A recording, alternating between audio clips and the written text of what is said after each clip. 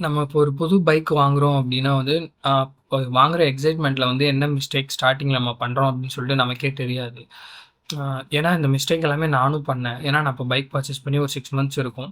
என்னென்ன மிஸ்டேக்ஸ்லாம் நான் பண்ணேன், இந்த மிஸ்டேக்லாம் பண்ணா பைக்குக்கு எந்த மாதிரிலாம் அஃபெக்ட் ஆகும், அண்ட் லாங் டேர்ம்ல இந்த பைக்குக்கு வந்து என்ன மாதிரிலாம் ஒரு இஷ்யூ கொண்டு போய் முடியும் அப்படின்னு சொல்லிட்டு தான் இந்த வீடியோல நம்ம பார்க்க போறோம். இந்த வீடியோ முழுசா பாருங்க. நான் லாஸ்ட்ல ஒரு பாயிண்ட்ஸ் வச்சிருக்கேன். அது என்ன அப்டின்னா வந்து, மோஸ்ட் ஆஃப் த பைக்கர்ஸ் வந்து இந்த பாயிண்ட்ட வந்து ஸ்கிப் பண்ணிடுவாங்க. ஸ்டார்ட்டிங்லயே ஸ்கிப் பண்றனால வந்து, அது லாங் டெர்ம்க்கு வந்து நம்மளால ரொம்ப பெரிய வந்து ஒரு ப்ராப்ளமா போய் முடியும். Hi guys! சேனலுக்கு யாராவது புதுசா இருந்தீங்க அப்டின்னா, என்னோட பேர் வந்து ருத்ரா. நான் வந்து bike related and moto vlogging அந்த மாரிலாம் அந்த சேனல்ல போஸ்ட் பண்ணிட்டுருக்கேன். அண்ட் வந்து கியர்ஸோட ரிவ்யூ, நான் பர்ச்சேஸ் பண்ற கியர்ஸோட ரிவ்யூ எல்லாமே வந்து போஸ்ட் பண்ணிட்டுருக்கேன். இப்போ தான் புதுசா சேனல் ஸ்டார்ட் பண்ணியிருக்கேன். நெறைய பேத்துக்கு நான் யாருன்னு தெரியறதுக்கு கூட சான்ஸ் இல்ல. அண்ட் வந்து புதுசா யாராச்சும் வந்திருந்தீங்க அப்டின்னா வந்து மறக்காம சப்ஸ்கிரைப் பண்ணி வச்சுக்கோங்க. எனக்கு ரொம்ப ஹெல்ப்ஃபுல்லா இருக்கும். மிஸ்டேக் நம்பர் 1 என்னன்னு பார்த்தீங்கன்னா, ஃபர்ஸ்ட் சர்வீஸ வந்து டிலே பண்றது. ஏன்னா புதுசா பைக் வாங்குன அப்புறம் 500 டூ 1000 கிலோமீட்டர் வந்து ஃபர்ஸ்ட் சர்வீஸ் பண்ணணும் அப்டின்னு சொல்லிட்டு அ அ நம்ம ஷோரூம்லயோ இல்ல ஷோரூம்ல வந்து சொல்றாங்க அப்டின்னு வச்சுக்கோங்களேன். நம்ம வந்து ஃபர்ஸ்ட் சர்வீஸ் தானே, புது பைக் தானே, புது பைக்ல என்ன பிரச்சனை வரப்போகுது அப்டின்னு சொல்லிட்டு நம்ம கொஞ்சம் கேர்லெஸ்ஸா விட்டுருவோம். ஏன்னா ஃபர்ஸ்ட் சர்வீஸ் ஸ்கிப் பண்றனால என்ன ஆகும் அப்டின்னா வந்து, நம்ம இன்ஜின் வந்து ஆல்ரெடி வந்து ரொம்ப புதுசா இருக்கும்.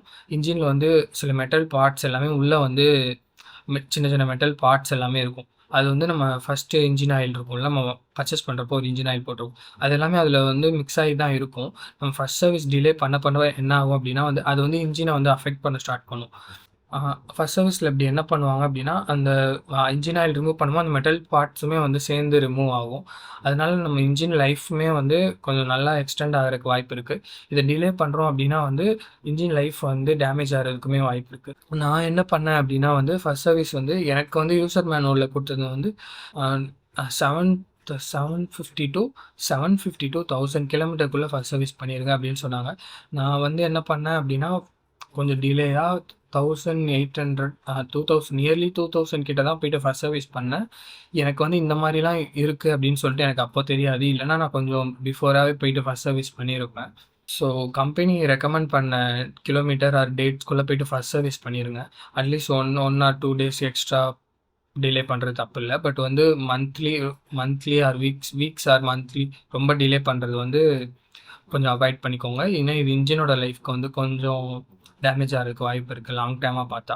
மிஸ்டேக் நம்பர் 2 என்ன அப்படின்னு பார்த்தீங்கன்னா, டயர் பிரஷர் வந்து ரெகுலரா செக் பண்ணாம இருக்குது. பைக் வாங்குன புதுசுல எல்லாருக்குமே இன்ட்ரெஸ்ட் இருக்கும். ஆனா 2 டூ 3 மந்த்ஸ்க்கு அப்புறம் வந்து நம்ம அத வந்து கண்டுக்கவே மாட்டோம். எப்படியும் பைக்கோட டயர் பிரஷர்லாம்.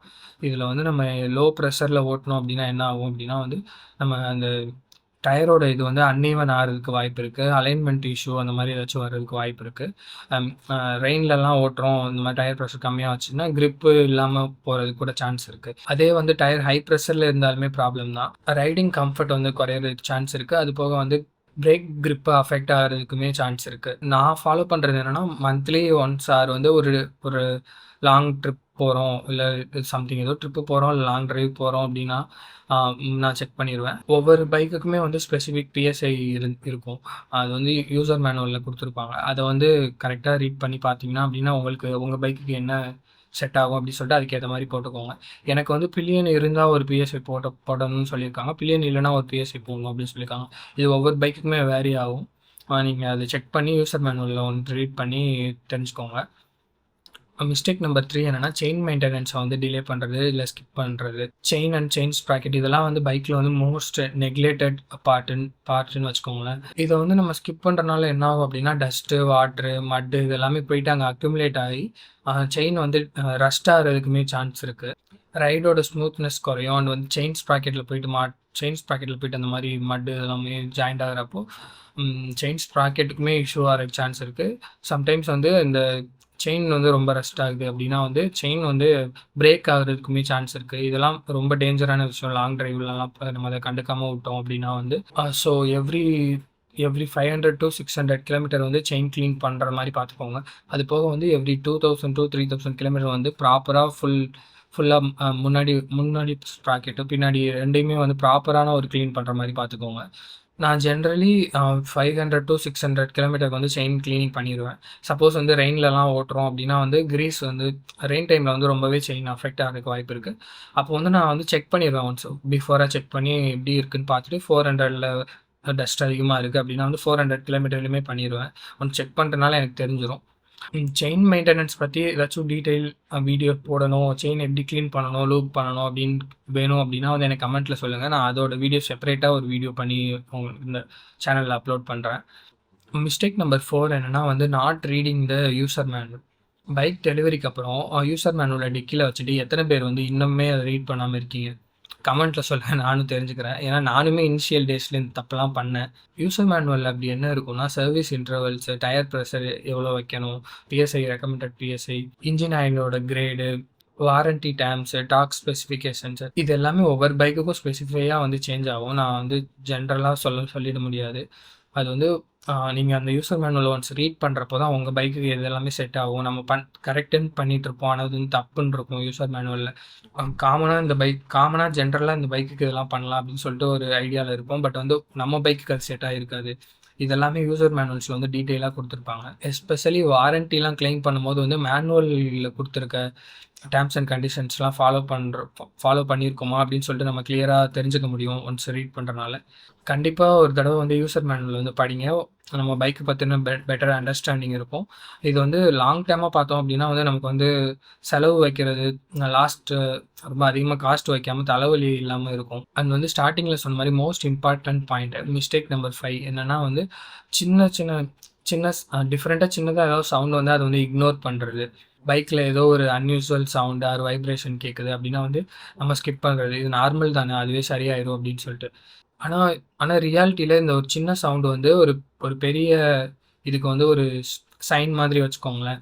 லூஸ் போல்ட்டா இருக்கலாம், அலைன்மென்ட் இஷ்யூவா இருக்கலாம். இது எல்லாமே ஒரு சின்ன ப்ராப்ளம் தான். பட் வந்து நம்ம நோட் நோட் பண்ணாம விட்டோம் அப்டின்னா வந்து லாஸ்ட்ல வந்து செலவு அதிகமா வைக்கிறதுக்கு சான்ஸ் இருக்கு. எ நான் சொல்லியிருந்தேன் பார்த்தீங்களா? ஃபர்ஸ்ட் சர்வீஸ் வந்து டிலே பண்ணேன் அப்படின்னு.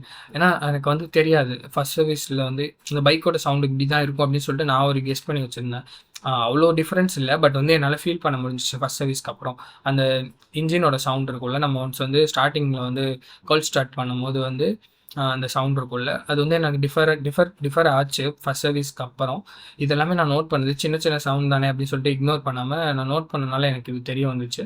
அண்ட் வந்து நான் 5 மிஸ்டேக் தான் வந்து நான் நோட் பண்ணது. இதில ஏதாச்சும் வந்து நான் மிஸ் பண்ணியிருந்தேன் அப்படின்னா வந்து எனக்கு கமெண்ட்ல சொல்லுங்க. நானுமே பார்த்து தெரிஞ்சுக்கிறேன். இந்த வீடியோ வந்து யூஸ்ஃபுல்லா இருந்துச்சு அப்படின்னா வந்து மறக்காம லைக் பண்ணுங்க, ஷேர் பண்ணுங்க. புதுசா யாராச்சும் வந்தீங்க அப்படின்னா சப்ஸ்கிரைப் பண்ணி வச்சுக்கோங்க. நெக்ஸ்ட் வீடியோ நான் எத பத்தி போட போறேன் அப்படின்னா வந்து நம்ம CB350 RSஓட 5000 கிலோமீட்டர் வந்து கம்ப்ளீட் பண்ணியாச்சு. அத வந்து ஒரு ஓனர்ஷிப் ரிவ்யூவா போடலாம் அப்படின்னு சொல்லிட்டு தான் பிளான் பண்ணி வச்சிருக்கேன். ம். அண்ட் வந்து ஃபியூச்சர்ல என்ன மாரி கன்டென்ட்டும் போடலாம் அப்படின்னு சொல்லிட்டு சஜஷனும் பண்ணுங்க. நான் வந்து ரெகுலரா வீடியோஸ் போட ட்ரை பண்றேன். இந்த வீடியோ நான் இதோட முடிச்சுக்கிறேன். I am your Rudra. See you in the next video. Bye.